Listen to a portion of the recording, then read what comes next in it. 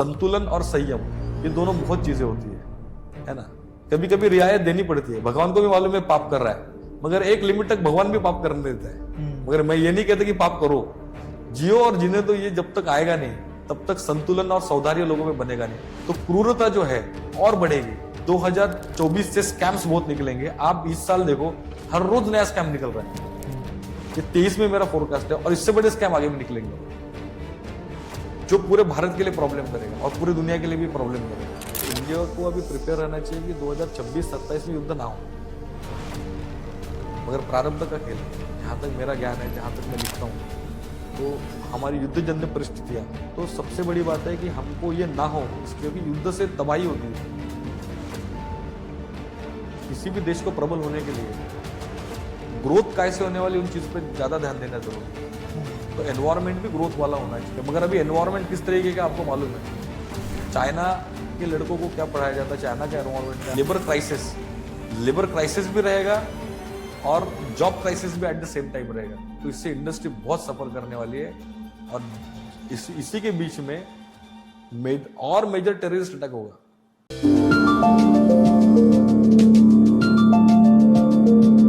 नमस्कार दोस्तों, मैं राहुल स्वागत करता हूं आपको आरटीटी के पॉडकास्ट में। 100+ पॉडकास्ट करने के बाद आज हम एक नई सीरीज स्टार्ट कर रहे हैं, एक नया पॉडकास्ट का जर्नी स्टार्ट कर रहे हैं।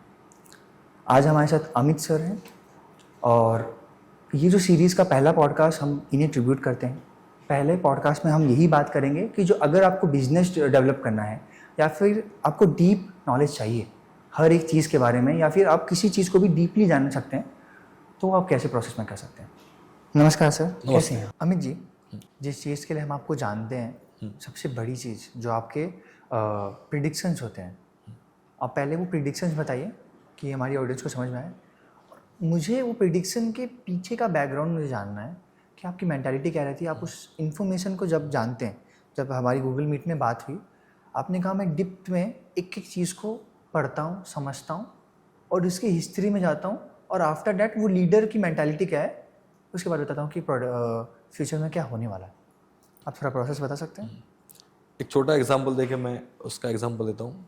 एक लड़का बोलता है 22वें साल में आके मेरे पास कि सर मुझे एस्ट्रोनॉट बनना था, मगर मैं तो इंजीनियर भी ढंग से नहीं बन पाया। बोलता है go to in the history, आज तुझे इंजीनियर बनना है, आज तेरा ड्रीम है, मगर जब तू जब 5th स्टैंडर्ड में था तब तेरा ड्रीम क्या था? There is no planning. तो जैसा प्लानिंग रहता वैसा टाइम मैनेजमेंट रहेगा। If you want to IAS तो 16 घंटा पढ़ाई करना पड़ेगा, MPSC करना है 12 घंटा पढ़ाई करना पड़ेगा, इंजीनियरिंग करना है 8 घंटा पढ़ाई करना पड़ेगा। तो तूने तेरे हिस्ट्री में जो डिपॉजिट किया है, तेरी मेमोरीज में जितना नॉलेज है और मेमोरीज में तेरे जितने एक्सपीरियंसेस है, वही तेरे काम में आने वाले। तूने तेरी मेमोरी और इंटेलिजेंस उतना डेवलप ही नहीं किया जाके तू आज के सपने आगे जाके पूरा कर सके। ठीक है, तो हिस्ट्री क्या करती है ना, आप में पर्टिकुलर क्वालिटीज भी, मतलब गुण भी तैयार करती है और दोष भी तैयार करती है। एट द सेम टाइम उससे भी सबसे बड़ी चीज होती है आपकी हैबिट्स क्या है और आपका बिहेवियर क्या है। जितनी भी चीजें हैं एज पर बिहेवियर ही तय होती है। यूरेनियम का बिहेवियर क्या है, तो एटॉमिक एनर्जी जनरेट करेगा और पूरा तहस नहस करेगा। वही अदर जो फॉस्फोरस वाले बॉम्ब्स है और अदर बॉम्ब्स है, उससे उतना बड़ा नुकसान नहीं होगा। उनका बिहेवियर कौन से कंडीशन में कैसा है। तो जितने भी मेरे फोरकास्ट है उसमें ये बहुत बड़ी चीज होती है कि हैबिट्स और बिहेवियर कैसा रहने वाला, और उसके पैरेलली उसकी हिस्ट्री कैसी है, और एट द सेम टाइम उसकी नीड्स क्या है। ठीक है, जरूरतें क्या है, एक ही इच्छा है और एक जरूरत है, ये क्या है। अब अगर आप बड़े बड़े प्रेडिक्शन देखोगे तो उसमें केदारनाथ जब हुआ था तब मैं उससे पहले मैं कई प्रेडिक्शंस किए थे, मगर केदारनाथ जो कि बहुत बड़ी त्रासदी थी वो मैंने प्रेडिक्ट की थी। और एक पेपर है सकाळ, उसने वो हाफ पेज न्यूज दी थी मेरे काम को लेके। उसके बाद और एक बड़ी न्यूज, बड़ा विषय था जो कि नेपाल का था। 7 दिन पहले डाला 22 तारीख को कि आने वाले 7 दिनों में उत्तर भारत में या बिहार और बिहार से सटा जो एरिया है ना, उस जोन में मेजर अर्थक्वेक आने वाला है। और तब 7.8 रिक्टर स्केल का अर्थक्वेक, वो भी न्यूज़ कवर की थी मीडिया ने। उसके बाद हमने कहा था कि रूलिंग पार्टी के कई लोग मरेंगे, जो लीडरशिप है, तो उसमें भय्यूजी महाराज गए, अरुण जेटली गए, उसके बाद मनोहर पर्रिकर गए, हमारे सम्माननीय अटल जी गए उसी पीरियड में, 6 लोग गए उसमें। नीरव गांधी का एक स्कैम था जो आपको मालूम है, वो तो डेट के साथ डाला था 14 फरवरी, तो एग्जैक्टली 14 फरवरी को ये स्कैम ओपन हुआ था, ठीक है। बट उसकी उतनी बड़ी न्यूज दैट टाइम हुई नहीं, ठीक है, क्योंकि मैंने अप्रोच भी नहीं किया इन सब चीज़ों को लेके। तो ऐसी कई सारी चीज़ें थी। उसके बाद 2018 में एक फोरकास्ट किया हमने। उससे भी पहले जब बीजेपी गवर्नमेंट रूलिंग में आई, तब ऐसा फोरकास्ट किया था कि 2016 के जुलाई के बाद भारत में आर्थिक समस्याएं पैदा होगी गवर्नमेंट के डिसीजन के कारण। और 2016 में नोटबंदी हुई थी नवंबर मंथ में, अक्टूबर नवंबर में, आपको याद होगा। तो जिससे इंडियन इकोनॉमी को बहुत बड़ा प्रॉब्लम होगा। 2 चीजें हुई थी, एक तो जीएसटी आया था उसी के बाद, और एट द सेम टाइम उसी में नोटबंदी हुई थी भारत में। तो मैंने बताया था अपना फाइनेंशियल प्लानिंग कर लीजिए कि भारत में बहुत बड़ा आर्थिक प्रॉब्लम इंडियन फाइनेंशियल इंस्टीट्यूशंस को लेके होने वाला है। तो उसका इफेक्ट अभी भी चल रहा है कई बिजनेस में, छोटे मोटे बिजनेस। गवर्नमेंट का इंटेंशन सही था, black money, I am not saying about the intention of the work, but what I want to say कि लोगों के पास एक स्कोप होता है प्लानिंग करने के लिए। उसके बाद 2018 में डाला था कि 19 में महाराष्ट्र की जो गवर्नमेंट है, जो 19 में बनने वाली है, वो एनसीपी और शिवसेना के साथ बनेगी। और सब मेरे वॉल पे है, मेरे ग्रुप पे वार्निंग अलर्ट्स, उसमें ऑलरेडी ये सब पोस्ट है। तो 19 में बराबर अजित पवार ने शपथ लेने के बाद भी, एनडीए गवर्नमेंट होने के बाद भी, मैंने कहा 2 दिन रुको, एनसीपी शिवसेना की गवर्नमेंट आने वाली है। उसके बाद भी, और शिवसेना और एनसीपी की ही गवर्नमेंट फॉर्म हुई। उसके बाद 29 मई 2021 को डाला कि आने वाले 1 साल के बाद महाराष्ट्र में महाविकास आघाड़ी जाके फिर एनडीए गवर्नमेंट आने वाली है। तो एग्जैक्टली 21 जून 2022 को फिर एकनाथ शिंदे इनके साथ गए, अपने देवेंद्र जी है सीएम अभी के, उनके साथ गए और फिर गवर्नमेंट फॉर्म की। उसके पहले मैंने जब फॉर्म हुई उसी साल 22 में फरवरी महीने में फोरकास्ट दिया था कि युती रिटर्न लवकरच, मतलब बहुत जल्द ही युती फिर आने वाली महाराष्ट्र में। एट द सेम टाइम हमने 2021 में डाला था कि 24 में जो गवर्नमेंट बनने वाली है वो बीजेपी बनेगी, मगर बीजेपी अल्पमत में रहेगी, अलाइड गवर्नमेंट रहेगी, बीजेपी फुल मेजॉरिटी में नहीं आएगी, ठीक है। और 2023 में डाला था जुलाई महीने में कि अगले साल बीजेपी को 235 से लेकर 245 सीट मिलेगी। 1 साल पहले एग्जैक्टली जुलाई मंथ में, और जून 2024 में बीजेपी के 240 सीट मिली थी, 235 से लेकर 245 के बीच में। और एनडीए को 300 के नीचे मिलेगी, तो 296 सीट मिली एनडीए को। That is the forecast. उसके साथ ही साथ अपन ने हिंडनबर्ग के बारे में डाला था कि जो भारत का सबसे बड़ा व्यावसायिक है, जिसको गवर्नमेंट बायस कर रही है, जिसके लिए बायस्ड हो रही है, उसका अधपतन होगा। तो आप देखा होगा कि अदानी ने अभी अदानी पोर्ट से रिजाइन कर दिया है, हिंडनबर्ग रिपोर्ट आया, उसके बाद अमेरिका में इंक्वायरी चली, ऑस्ट्रेलियन गवर्नमेंट ने उनको नकार दिया। इंडियन गवर्नमेंट है, ठीक है, अपने ही देश का व्यापारी है, तो उसको सपोर्ट सिस्टम मिल रहा है, मगर उसको भी टैक्स भरना पड़ा है अभी इस समय, ठीक है। मगर जो कोई नेम फेम था अदानी के साथ, उसके साथ तो प्रॉब्लम हो ही गया उनको। तो दैट वाज माय फोरकास्ट। उसके बाद हमने बोला था अमेरिका के जितने भी फाइनेंशियल इंस्टीट्यूशंस है, जिनके साथ इंडिया का कनेक्शन है, या जो इंडियन कंपनीज को फाइनेंस करते हो, तो उनको प्रॉब्लम होगा। तो आपने सिग्नेचर बैंक सुना होगा, और एक और 4 बैंक थी उसमें। तो वो 4 बैंक उस समय डूब गई थी, और एग्जैक्टली उसी पीरियड में डूबी थी जिस पीरियड में बोला। तो उस समय बेंगलोर में हमारे जो इंफॉर्मेशन टेक्नोलॉजी मिनिस्टर थे, उन्होंने आपात बैठक बुलाई कि अब क्या करना, क्योंकि उन्होंने फाइनेंस किया था उनको। हमने ये भी बोला था कि अगले साल माइक्रोसॉफ्ट के सर्वर डाउन होंगे और कई सारी कंपनियों के काम बंद होंगे। एग्जैक्टली माइक्रोसॉफ्ट का सर्वर डाउन हुआ, और आपको मालूम है उसके बाद पर्टिकुलर नाम का अपडेट आया था। उस अपडेट के कारण माइक्रोसॉफ्ट के server all over world shutdown थे। तो इंडियन ज़्यादा फर्क नहीं पड़ा, मगर जो अदर कंट्रीज है, उनके जो जितने भी एरोप्लेन कंपनी है या कार्गो कंपनी है, उन पर असर हुआ था।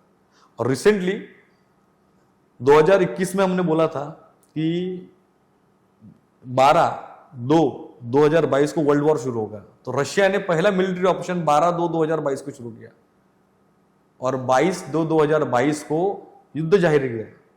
उसी समय हमने बोला था 21 मई कि middle east will be responsible for the third world war, और मिडिल ईस्ट की एक गलती के कारण पूरे विश्व में तीसरे विश्व युद्ध की मतलब तीसरा विश्व युद्ध शुरू हो जाएगा और कई लाख लोग मरेंगे इसमें और कई देश इसकी चपेट में आएंगे। और उसके बाद हुआ भी वैसे ही। जुलाई आपने डाला था कि जुलाई 2023 से शुरू हो जाएगा। जुलाई 2023 से उसके जस्ट पहले एक पोस्ट डाला था कि ईरान इजराइल को युद्ध करने में मजबूर करेगा, और हमास ने जब पहले बार अटैक किया तो वो ईरान के ही मतलब प्रॉक्सीज के थ्रू किया, और ये बताया था 2 साल पहले कि ईरान की ही ये मिस्टेक रहेगी, ईरान इजराइल को युद्ध करने में बाध्य करेगा और वहां से एक्चुअल तीसरा विश्व युद्ध शुरू हो जाएगा। आज देखो तो एक्चुअल 170 देशों में शुरू हुई है फाइट, छोटे मोटे प्रमाण में, मगर ऑलरेडी है। उसके बाद हमने बोला था यूएस और यूके मतलब यूरोप और यूएस के रिलेशन खराब होंगे, आई कंसर्न अबाउट दैट, ठीक है। उसके ही 4 महीनों में ट्रंप ने बोल दिया कि we will not support Europe. Okay Amit ji, आप ये जो बता रहे हैं हमें, किस तथ्य पे आप बता रहे हैं? हाँ, अभी आपका सवाल था इसलिए मैंने थोड़ा सा आपको इसलिए बताया कि ये बायोरिदम होता है, है ना, इमोशन ओवरफ्लो कहते हैं। मतलब एक प्रॉब्लम से अनदर प्रॉब्लम शुरू होता है। मुझे भय है इसलिए मैं पहले छुपा, फिर जब मैं छुप भी नहीं सका, फिर मुझे अभी कहाँ छुपू, तो चलो मैं मार देता हूं, तो वो इमोशन ओवर मैंने मार दिया। अब मारने के बाद मुझे सजा का डर है, ठीक है, तो फिर मुझ में डर आ गया, ठीक है। तो एक है कि जब आपको मालूम होता है कि ये पर्टिकुलर जोन है, मैदानी शास्त्र बहुत बड़ा है, जिसमें हमने अभी इंडिया का जो वॉर हुआ 4 मार्च को मेरा फोरकास्ट था कि India should prepare for war, बहुत जल्दी इंडिया के युद्ध होने वाला। अप्रैल में अटैक हुआ ही और युद्ध हुआ ही इंडिया का, जो किसी ने फोरकास्ट तब नहीं किया था। बट कैसा है कि जैसे ह्यूमन सेंटिमेंट है, ह्यूमन में सेंटिमेंट क्यों है? क्योंकि प्रकृति में है, ठीक है। हम कहते हैं ना पेड़ के पास जाके गाना बोलो तो पेड़ का जो बिहेवियर है वो बदल जाएगा। तो दुनिया में हर एक चीज है जिसका अपना एक वाइब्रेशन है, ठीक है। आपकी बॉडी एक पर्टिकुलर फ्रीक्वेंसी में वाइब्रेट करती है जो पल्स के फॉर्म में है, ठीक है। तो दुनिया में हर चीज में अपना एक वाइब्रेशन, एक फ्रीक्वेंसी है। तो हम साइंटिफिकली देखी जाए तो हर जोन के लोगों का एक इमोशन है।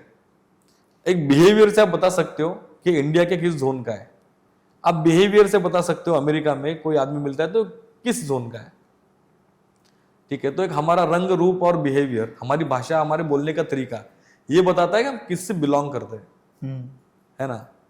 बहुत तहजीब वाली भाषा इस्तेमाल करने वाली एक अलग कम्युनिटी है, कारे तुरे बोलने वाली एक अलग कम्युनिटी है।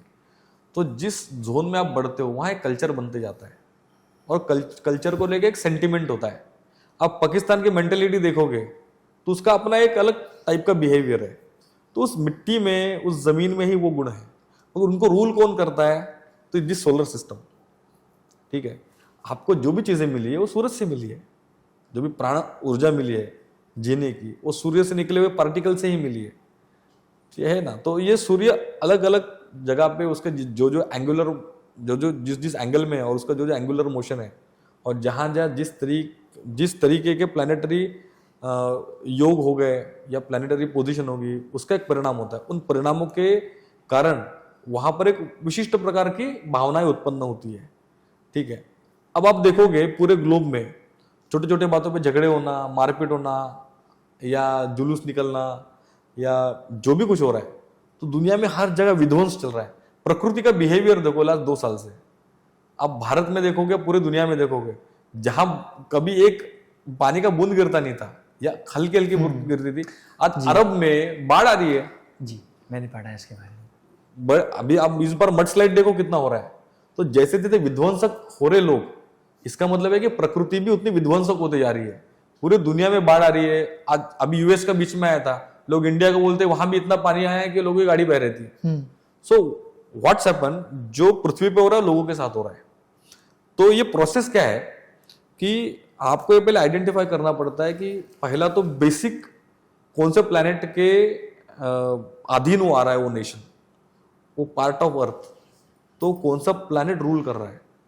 अब जितना वेस्ट में जाओगे उतना शनि का आधिक्य बढ़ रहा है ना। तो वो बहुत फोकस्ड है अब अगर आप इंग्लिश मूवीज देखोगे और ईस्टर्न मूवी देखते जाओगे, एक फैंटेसी मूवी है चाइनीज, यो यो यो यो जो भी करते हैं, और एक फैंटेसी मूवी है आपका यूएस का, है ना, जहाँ सारे यान व्यान दिखा रहे। जी जी जी जी। तो जितना फिनिशिंग है काम में और जितना साइलेंट मूवी होती है, जितना सीरियसली वो रोल करते हैं, अब देखो तो जैसे जैसे आप ईस्टर्न की ओर आते जाओगे तो फिनिशिंग उतना नहीं है उनके काम का।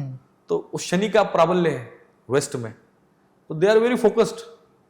अब यूरोप में देखो, अब यूके का देखो, वेल डिसिप्लिन्ड है। आप यूके में जाओ, आपको डिसिप्लिन में ही रहना पड़ेगा, आप आवाज भी नहीं कर सकते एक लिमिट के बाहर। तो शनि डिसिप्लिन को रूल कर रहा है। तो जितना भी वेस्टर्नाइजेशन है it controlled by the Shani. इसलिए हम कहते हैं कि जब अंग्रेज यहाँ आए तो उनका डिसिप्लिन बहुत अच्छा था। आज भी अंग्रेजों की बनाई हुई चीजें टिकी है। जो हमने बनाई हुई जो पुलिया है वो उतना ही मजबूत जितने अंग्रेजों ने बना।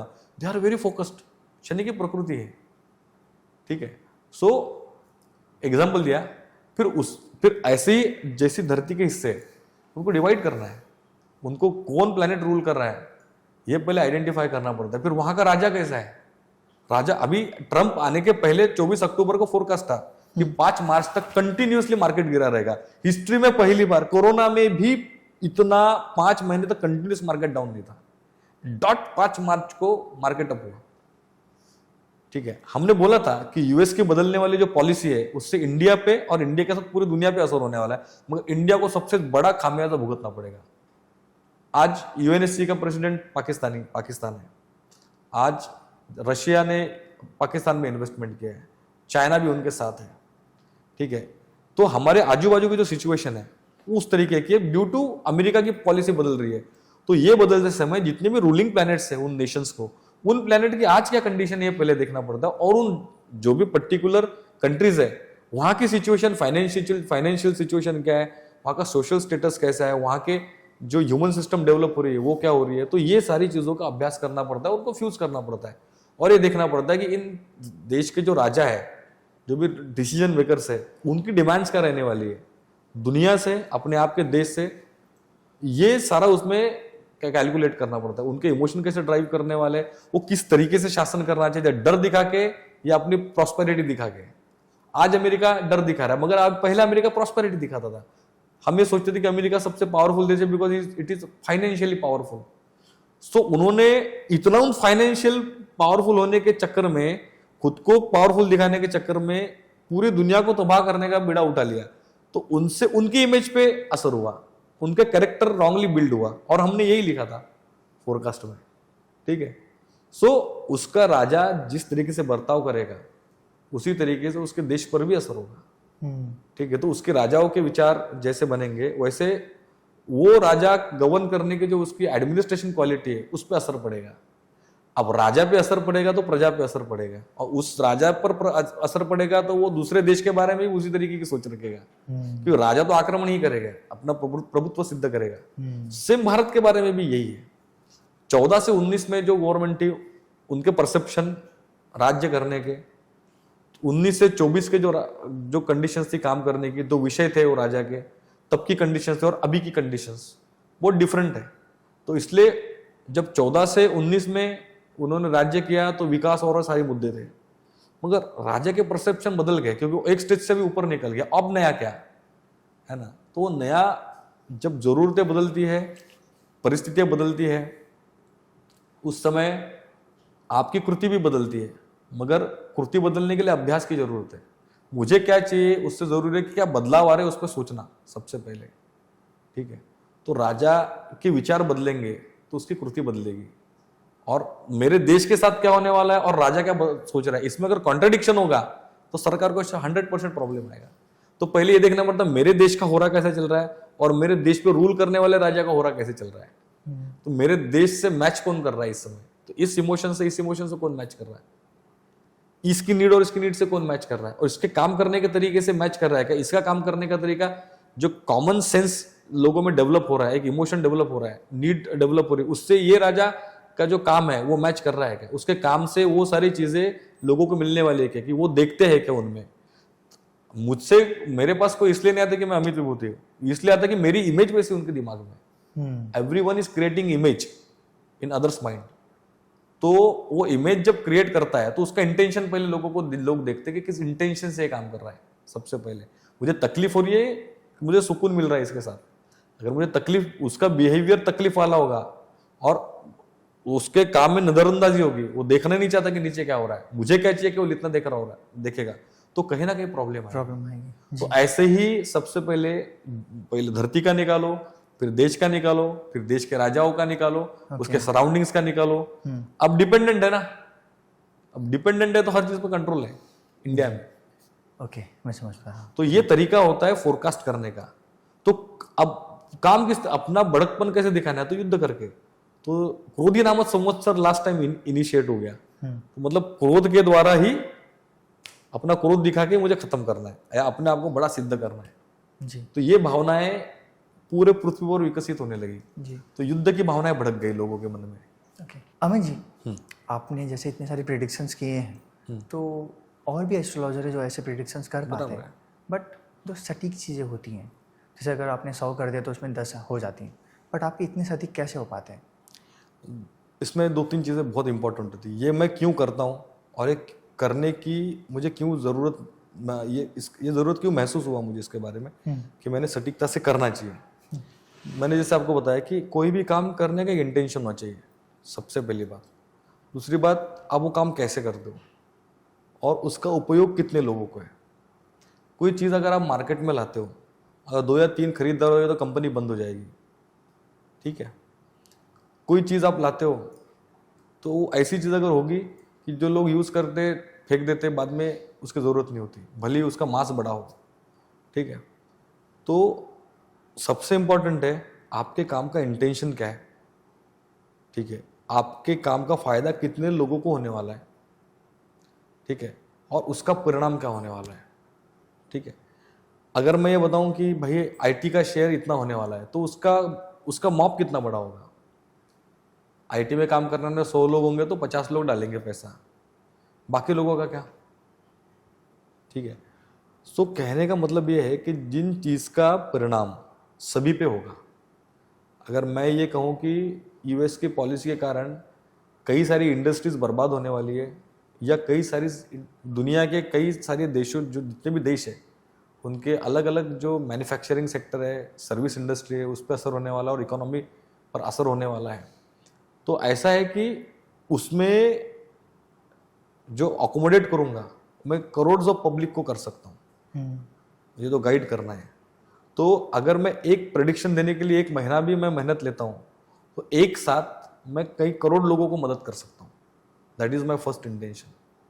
उसके 2 फायदे हैं, आपको संभलने के लिए मौका मिलता है। सबसे पहले हर किसी को मिलेगा ये मैं नहीं कहता, मगर जो सीरियसली चाह रहा है कि उसको कहीं ना कहीं से मदद मिले तो वो प्लान बी तैयार कर सकता है प्लान ए के साथ। अगर मुझे थोड़ी भी हिंट लगे कि भाई ऐसा दुनिया में होने वाला है, तो मेरा इंटेंशन सबसे पहला क्या है, तो मैं पहले बताऊं कि दुनिया में आर्थिक संकट आने वाला, फिर क्यों आने वाला है। जैसे मैंने डाला अक्टूबर में कि यूएस की पॉलिसी के कारण होगा, तो यूएस की पॉलिसी के कारण होगा इसका मतलब क्या है, जो एमएनसीज में काम कर रहे हैं, जो व्यवहार कर रहे हैं वहाँ के देशों के साथ, अब टैरिफ लगा ना इंडिया पे, जी सर, जो क्लोज वगैरह मार्केट है वो मार्केट कैसा हो गया, वो उसका रिजेक्ट हो गया ना, माल डाउन हो गया। तो जो हमारे कपास पे जो शुल्क लगाते थे गवर्नमेंट, उसने वो निकाल दिया, तो किसानों को फायदा मिला, नहीं तो किसान और डूब गए थे, ठीक है, अगर आयात शुल्क उसमें से अगर गवर्नमेंट ने निकाला नहीं होता तो ये इंफॉर्मेशन है कि यूएस की जो फाइनेंशियल पॉलिसीज है और उसका जो जिससे भी कॉर्पोरेट सेक्टर कनेक्टेड है उन पे उनका असर होने वाला है, सब लॉस में जाने वाले पूरे दुनिया में, ठीक है। इसका मतलब वो क्यों जाएंगे, तो टैरिफ के कारण। तो उसके पीछे ये कैसे होगा, एक तो मैंने मेरा इंटेंशन क्लियर किया, दूसरा बात है कि कैसे होगा और क्यों होगा और हमें क्या करना है जी, ठीक है। सो यहां से जैसे मैंने शुरुआत की कि यूएस की 24 में डाला कि यूएस की पॉलिसी बदलने वाली है जिससे दुनिया के साथ साथ भारत पर भी असर गिरेगा। उसका एक पार्ट क्या है, तो यूएस का इंक्लिनेशन, अगर भारत पे असर गिरना है तो यूएस का इंक्लिनेशन क्या होगा, पाकिस्तान की तरफ। चाइना का इंक्लिनेशन किसके साथ होगा, पाकिस्तान की तरफ, क्योंकि चाइना और रशिया ने ब्रिक्स में इसको मेंबरशिप मिलने के लिए पाकिस्तान को, इन्होंने अपना वीटो पावर का इस्तेमाल किया था। अगर भारत के साथ चाइना खड़ा था क्या, उस समय पर नहीं था, पाकिस्तान का खड़ा था। सो फिर मैंने 4 मार्च को फोरकास्ट किया कि भारत युद्ध के लिए प्रिपेयर रहे। अब मैं पीछे से इसलिए शुरुआत कर रहा हूँ कि यहाँ से एक्चुअल में सब चीजें शुरू हुई है ना। इतिहास मालूम होना जरूरी है, आगे आने वाली घटना यहाँ से इनिशिएट होगी, क्योंकि वर्ल्ड ऑर्डर बदल गया पूरा। ठीक है, जो ऑयल प्राइसिंग थी, तो हमको हमारा रशिया दोस्त है, हमने बोला, मगर due to the pressure of USA हमने रशिया से तेल खरीदना बंद कर दिया। अब इस इवेंट का असर आगे हमारे रिश्तों पे होगा ना कहीं। लोग खुले खुले में कभी दुश्मनी नहीं लेते, मगर उनको मालूम होता है कि किसने क्या किया मेरे साथ, है ना। तो रशिया का एक्शन क्या होगा?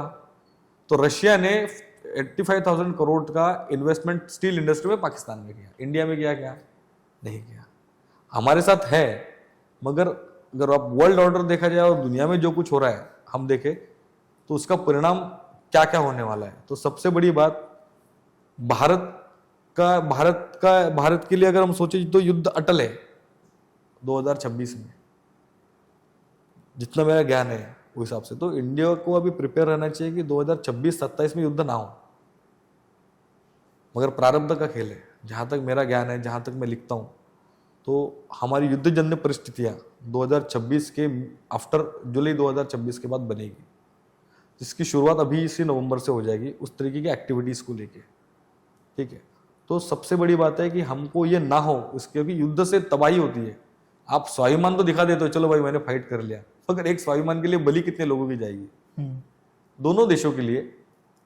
दूसरी बात, हमने 2022 के फरवरी में डाला था कि आईटी के जॉब्स में, जब आईटी कंपनियां वर्क फ्रॉम होम भी दे रही थी और जहां 50% 80% राइस पे जॉब जा रहा था, डेवऑप्स या ऐसे जो भी कोर्सेस है या क्लाउड कंप्यूटिंग, उसमें हाई पेड जॉब्स थे, मगर अभी वो फिर कम हो गए।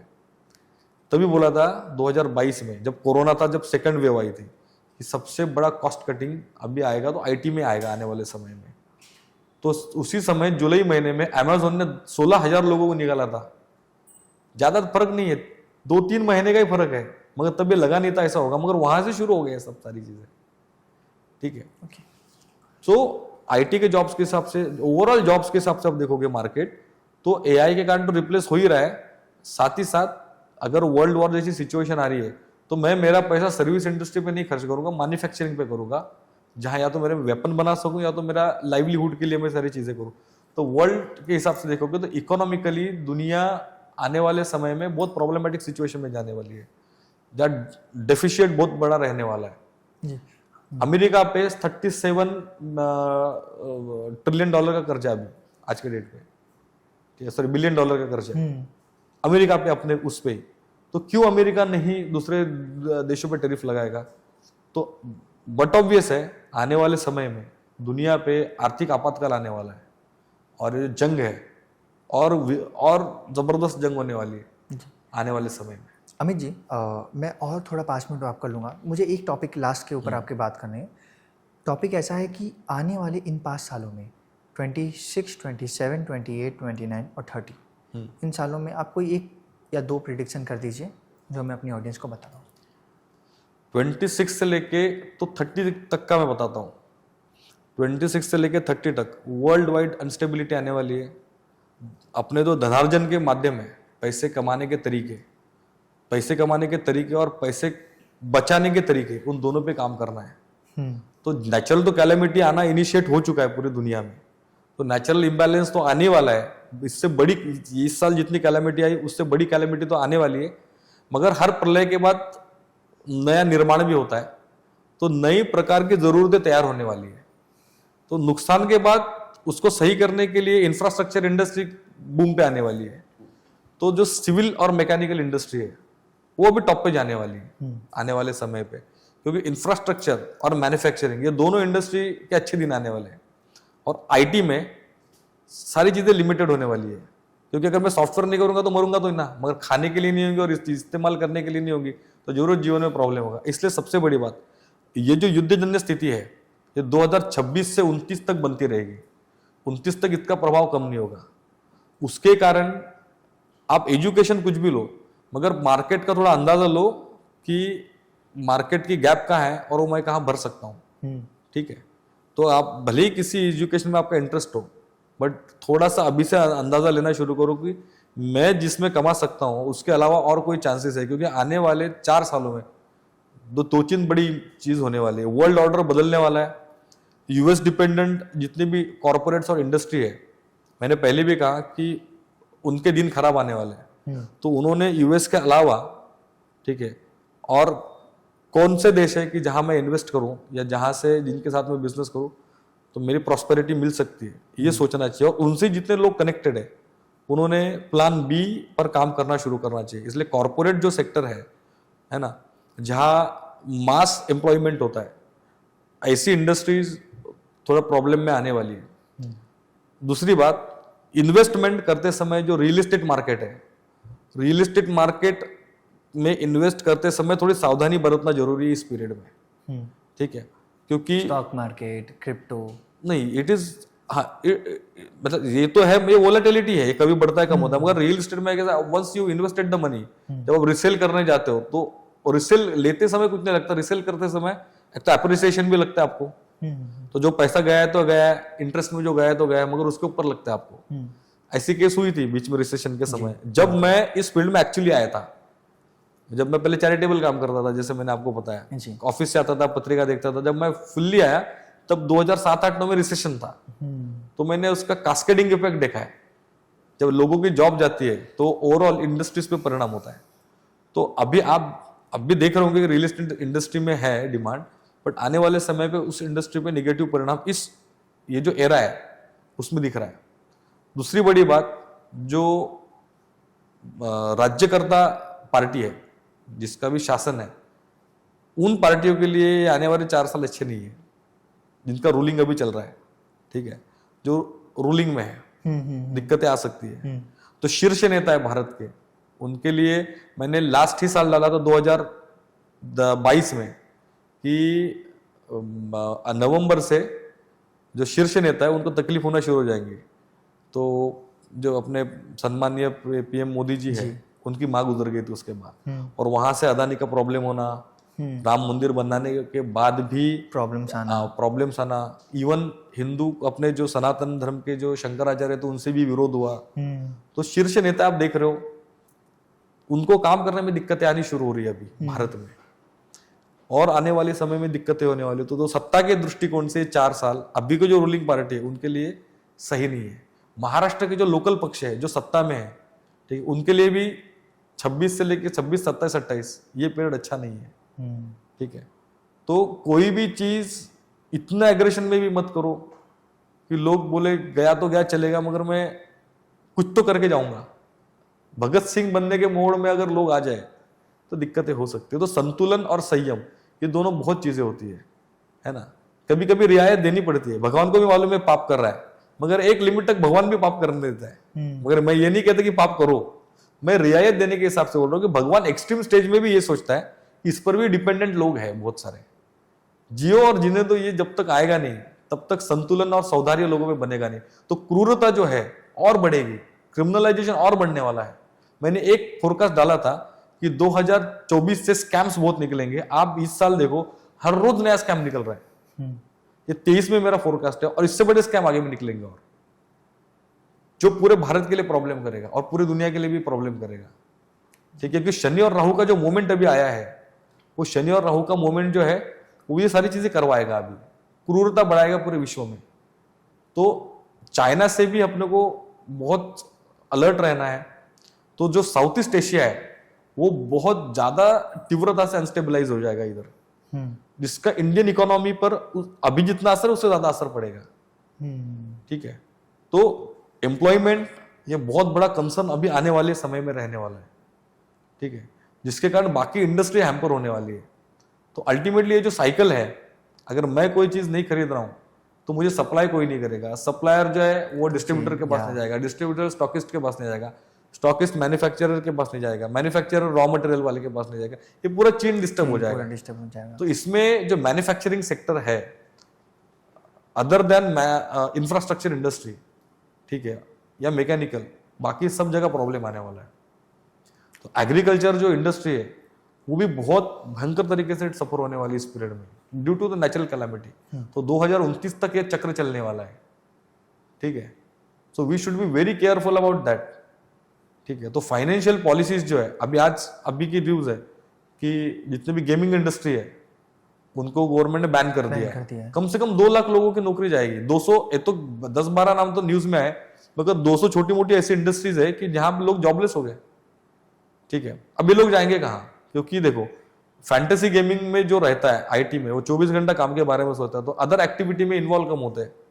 ठीक है, सोशल सिक्योरिटी कम हो जाती है क्योंकि लिमिटेड लोग रहते हैं, बार बार जॉब बदलते हैं, घर बदलते हैं, गाँव बदलते हैं, इसलिए किसी के साथ भी रिलेशन डेवलप नहीं हो पाता उतने अच्छे तरीके से, तो ग्रुप नहीं मिलता, सपोर्टिव ग्रुप।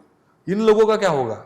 और ऐसी कई इंडस्ट्रीज है, गवर्नमेंट का स्टेप सही है, पर आज जिस मोड़ पे लिया है उस मोड़ पे बहुत लोगों पर इसका असर होने वाला है। उनके पत्रिका में योग नहीं भी होगा, मगर चीज ये चल रही है। इसलिए फोरकास्ट करते समय अपन ने डाला था कि इंडियन जॉब मार्केट पर भी असर होने वाला है लास्ट ईयर। ठीक है, आज फैंटेसी ऐसी और इंडस्ट्रीज है आईटी की जो आने वाले समय में प्रॉब्लम होने वाला है। कल ही एक यूएस की इंडस्ट्री जिन्होंने इंडिया से 10,000 लोगों को निकाला है। ठीक है, तो टोटल 60,000 लोग आईटी में निकले अभी, और आने वाले 4 साल में आईटी पर बहुत बड़ा असर होने वाला है। टीसीएस का स्टॉक कंटिन्यूसली डाउन हो रहा है। ठीक है, तो आप देखोगे तो जो इंडस्ट्री है टेक्नोलॉजी इंडस्ट्री, उस पर असर हो रहा है, क्योंकि किसी भी देश को प्रबल होने के लिए ग्रोथ कैसे होने वाली उन चीज पे ज्यादा ध्यान देना जरूरी है। तो एनवायरमेंट भी ग्रोथ वाला होना चाहिए। ठीक है, मगर अभी एनवायरमेंट किस तरीके का आपको मालूम है? चाइना के लड़कों को क्या पढ़ाया जाता है, चाइना का एनवायरमेंट क्या है, अमेरिका का एनवायरमेंट क्या है, वैसे ही हमारे देश का भी अभी एनवायरमेंट थोड़ा बढ़ाना जरूरी है। मगर ईज ऑफ वर्क अगर नहीं रहेगा और सर्कुलेशन फाइनेंस पैसे का नहीं रहेगा, तो ज्योतिष के साथ साथ जो करंटली ह्यूमन मेड सिचुएशन है वो आने वाले 4 साल में बहुत गहरे तरीके, क्योंकि आपने मुझे काम दिया मगर आपके पास पैसा नहीं आया तो आप मुझे नहीं दोगे, मैं मेरे लेबर को नहीं दूंगा, तो पूरा डिस्टर्ब हो जाएगा ना। तो ये जो डिस्टर्बेंस है, लेबर क्राइसिस भी रहेगा और जॉब क्राइसिस भी एट द सेम टाइम रहेगा। तो इससे इंडस्ट्री बहुत सफर करने वाली है, और इसी के बीच में मेजर टेररिस्ट अटैक होगा। ठीक है अमित जी, मैं मुझे एक बात बोलनी है आपसे। I think this is the longest podcast हमने जो अभी तक शूट किया है, और आपसे मिलकर बहुत अच्छा लगा।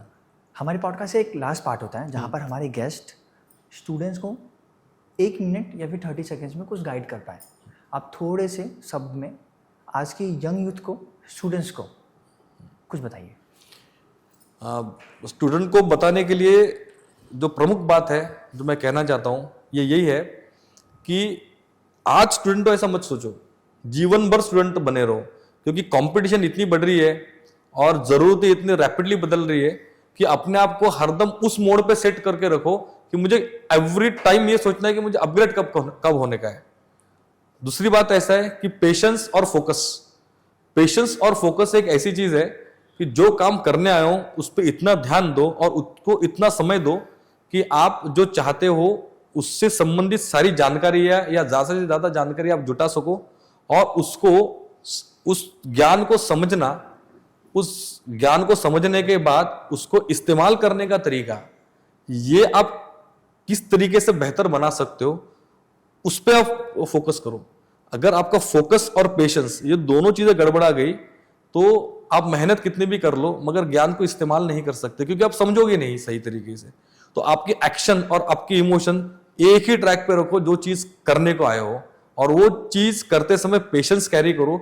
आजू बाजू में क्या हो रहा है और मेरे मन में क्या विचार उत्पन्न हो रहे हैं इसको नजरअंदाज करो। जिस चीज के लिए आए हो उस चीज से अपनी भावनाओं को जोड़ के रखो और उसी चीज से रिलेटेड एक्शन लेते रहो, तो सक्सेस 100% आपको मिलेगा। Thank you so much.